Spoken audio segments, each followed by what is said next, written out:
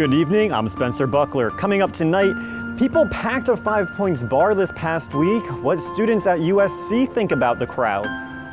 If you found a sticker on your car in the past few weeks, it might not mean what you think. Why you shouldn't be too worried. And in-person absentee voting locations have opened throughout Richland County. What it means for voters here. But first, COVID-19 cases at USC may be going down, but conduct cases are going up. President Bob Caslen announced in a town hall last night that over 800 students have been referred to the Student Conduct Office, with more than 50 of those facing possible suspension. Caslen said that local ordinances have been helpful in controlling student behavior, but as case numbers get lower and Governor Henry McMaster starts to ease restrictions, Caslen worries that student behavior is going to change. I would also say, as much as I applaud the students for behavior modification, there are always that small group out there that really need to be held accountable. And I would. So far, over 24 students have been suspended for violating public health guidelines. Some of the behavior that is concerning Caslen was on display at PAVS in 5 Points Monday night. SGTV News 4 reporter Eliza Pearl-Philpott has more on the large bar crowds. It's the sight and sound of hundreds. As Pavlov's Bar in 5 Points reopened last night for the first time in months, students quickly packed closely together outside the doors. Footage released from the situation, both outside and inside of the bar, created firestorms on social media, many giving negative reactions to the number of people packed at the bar. It was definitely a big crowd, definitely not 6 feet apart.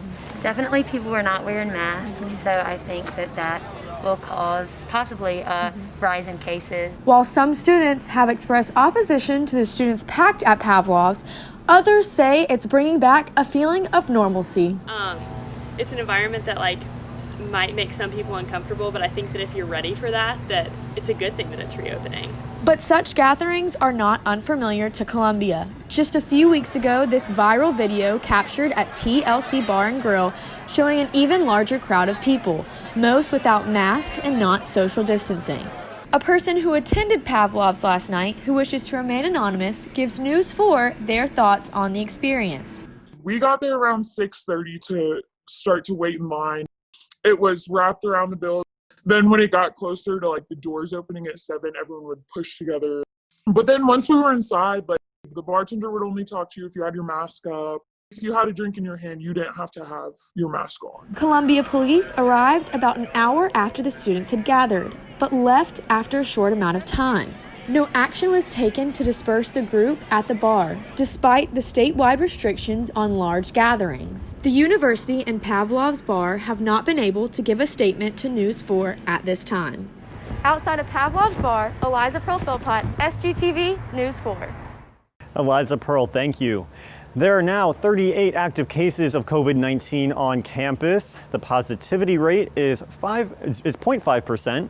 The university continues to see low testing numbers, which they believe is a result of testing fatigue. To try to get those numbers up, people who get tested have been offered free t-shirts, and testing time has increased by 19 hours a week to make it more accessible. Another concern the university has, the possibility of a flu outbreak along with COVID-19. USC is offering free flu shots to students, faculty, and staff at the Student Health Center. Students are encouraged to get their shot early to help protect themselves from the flu.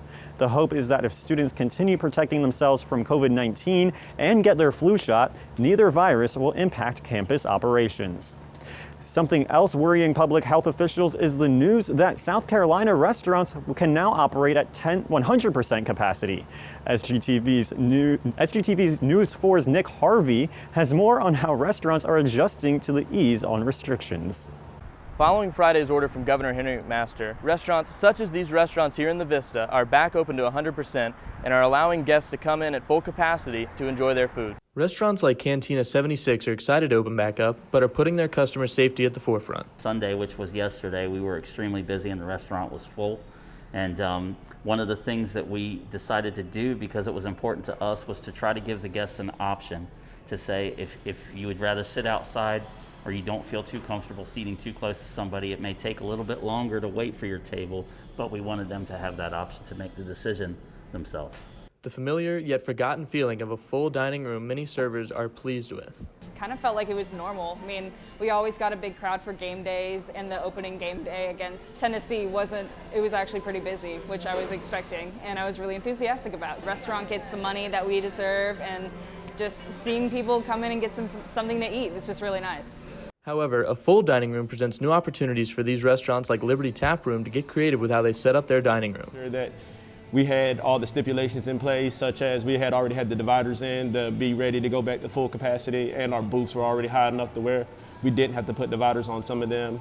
And we had all our tables set 6 feet apart at the time anyway, so we just kind of governed ourselves accordingly and just continue with business as usual for what usual business is now. We're safe over here if nobody else is.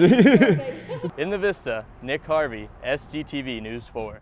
Nick, thank you. After the break, voting is underway in South Carolina, what you should expect at the polls, and a new development in the George Floyd case. What's going on in Minneapolis? All flags, including the one at the South Carolina State House, will be flown at half-staff until... The alumni help inform South Carolina legislators about the many ways that USC benefits Baseball has started off their 2020 campaign 4-0 after sweeping Holy Cross. South Carolina at the Carolina State Fair.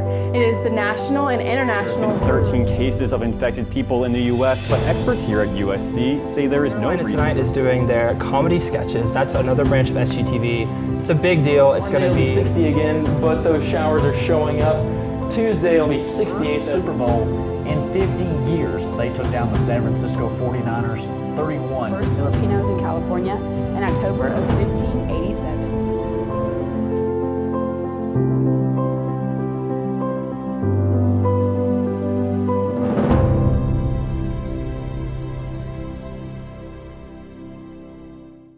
Good evening, I'm Spencer Buckler. Coming up tonight, for years, the minimum age. Tomorrow, the World Health Organization, there have been a reported 916 flu.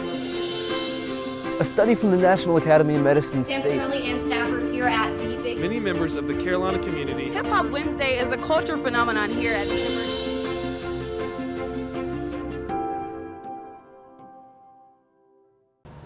Derek Chauvin, the former Minneapolis police officer accused of killing George Floyd, has been released from jail. He was released on a $1 million bail, but still stands accused of manslaughter. Chauvin was dismissed from the force after Floyd's death in May. Chauvin is not allowed to make any contact with the victim's family, work in law enforcement or security, or leave the state of Minnesota until his trial next March. Mike Pence and Kamala Harris will square off in tonight's vice presidential debate in Salt Lake City. The stakes are high for both candidates as the coronavirus makes its way through President Trump's White House. The president also ended stimulus talks with House Speaker Pelosi yesterday, and Pence will likely have to answer for his superior. The debate will be live on all major cable outlets from 9 to 10:30. This debate comes as voting is underway in South Carolina. Some voters waited in line for hours to cast their ballots at the Richland County Administration Building.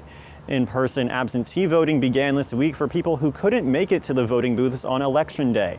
Only 8 people were allowed inside the polling location at a time to allow for social distancing. Once inside, the process is similar to past years. Voters were frustrated with the long lines, but felt this election is too important to sit out. I'm still here because I want to make sure that my voice is heard, and it didn't matter how long it was. I'm staying until I vote. As more satellite locations open up this week, the Director of Voter Registration and Elections hope those lines get shorter. The race between Jamie Harrison and Lindsey Graham is now considered a toss-up by the Cook Political Report.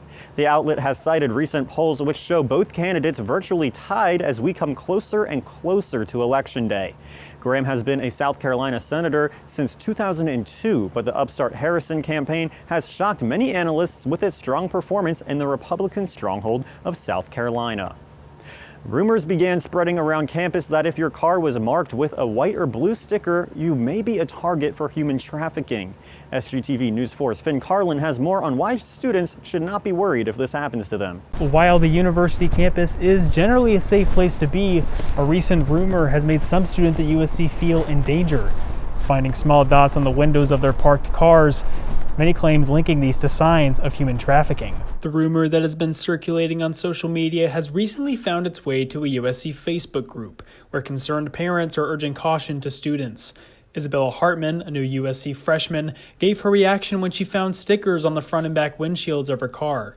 Made me uncomfortable. I kind of got a little nervous, and I called USC PD, and he took pictures of everything. He got all my information, and then he checked underneath my car for tracking devices and stuff. They're opening an investigation on it. An investigation that USC PD has since closed regarding the rumor to be completely false. This is a false rumor. This is something that's been going on for some years now, actually, and not just here in Columbia or at the university, but across the country. Word of car stickers being linked to human trafficking has been more than a Columbia rumor, as states like Louisiana and North Carolina have also investigated these claims. I mean, it's not acceptable to put something on someone's car to tamper with someone's vehicle, and police want to be notified if that happens. And the facts are that this has absolutely nothing to do with sex trafficking or any other type of crime other than someone maliciously putting something on someone's vehicle. For SGTV News 4, I'm Finn Carlin. Thanks, Finn. Well, that's going to do it for weekly news. From all of us at SGTV News 4, stay safe out there and have a great night.